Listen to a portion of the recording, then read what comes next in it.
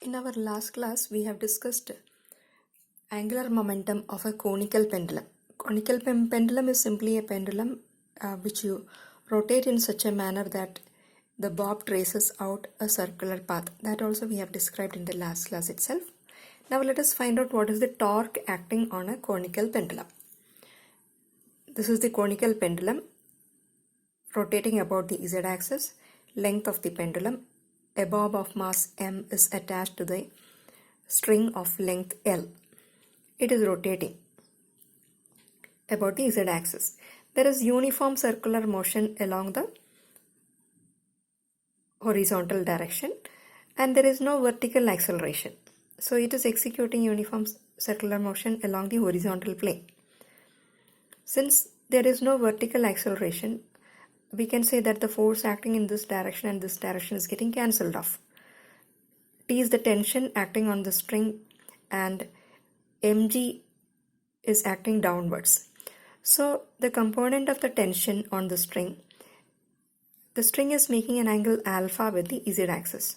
So if you resolve the tension T into components, you will get a radial component and a vertical component.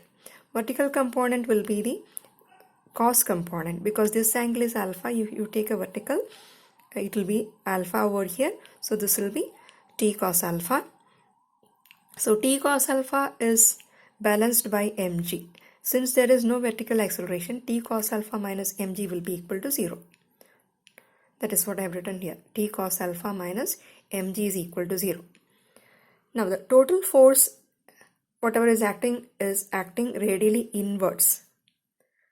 So the component of the force, component of the tension which is contributing to the inward force will be the sine component of tension. So T sine alpha will be acting in the direction towards the center, that is towards the direction of minus r. So the force acting F will be equal to minus T sine alpha r because it in the direction of minus r, centrally it is acting towards the center. Now we can calculate the torque about the origin A as well as origin B, just like we did for angular momentum. So the torque about the origin A will be equal to, torque is represented by the symbol tau. Tau A is equal to R cross F because the origin is A, RA cross F. This is your RA cross F. F is also acting in the same direction. Because RA and F are along the same direction, they are parallel. So the cross product will be 0. So the rate of change of angular momentum d by dt of LA, angular momentum about the origin A, is equal to 0 because the torque is 0. So if d by dt of LA is 0, that means LA is a constant or the angular momentum is a constant in this case. Now let us see what is the condition about origin B. This is our origin B. With respect to origin B, the torque will be tau B, which is equal to RB cross F.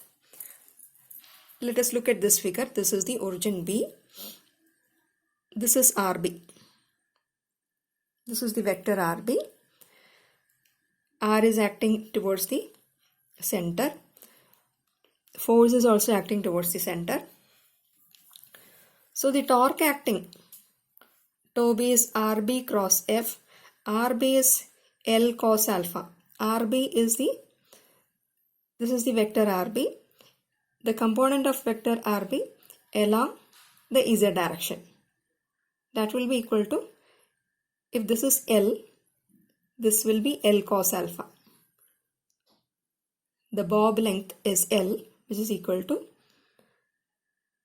the vector RB. We are resolving it along the vertical and horizontal component. This component is L cos alpha.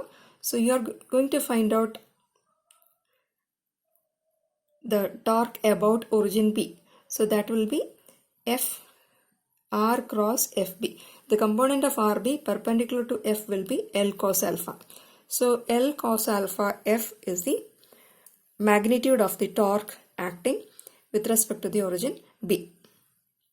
So L cos alpha F we have calculated earlier F is the inward force which is equal to, its magnitude is T sine alpha. So we can substitute for F as T sine alpha. So you get the magnitude of the torque as equal to mgl sine alpha, because T cos alpha is, this T cos alpha becomes equal to mg. We can substitute here, and this is giving the magnitude of the torque. Torque is tangential to the motion of the bob m. This is the bob of mass m, and it is moving in the circular motion. Tangential to that is the direction of the torque. So torque will be perpendicular to both this component of RB and F. That means this is rotating, means this plane is keeping on changing. Perpendicular to this plane, the torque will be always acting. And this R is constantly changing direction. That is given by the unit vector theta, the tangential unit vector theta. So the direction of the torque, it keeps on changing. As the bob is rotating, the torque also will be keeping on changing direction. That is indicated by the unit vector theta, tangential to the plane of motion.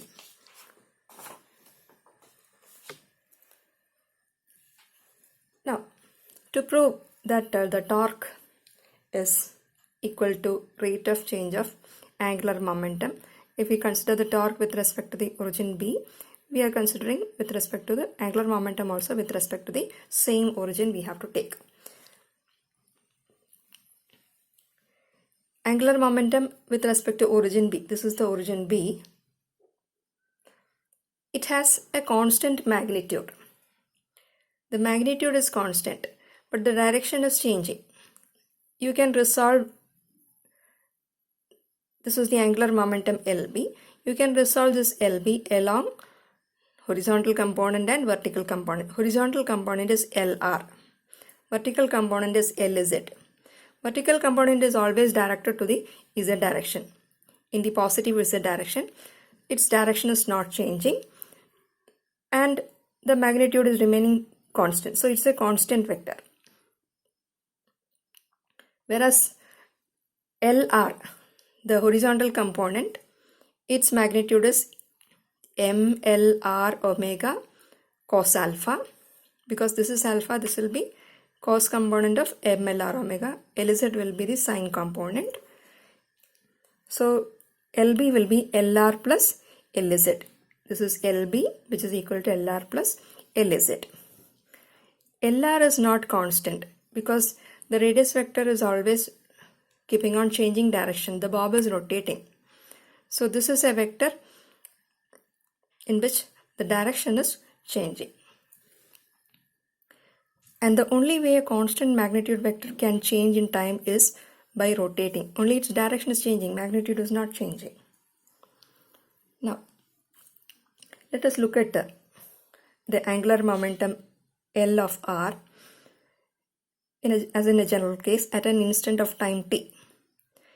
After a time t plus dt, this is the direction of angular momentum. It has traced out a very small angle delta theta. So this is LR at t, this is LR at t plus delta t. And this it is tracing a circular path. So this is arc of a circle.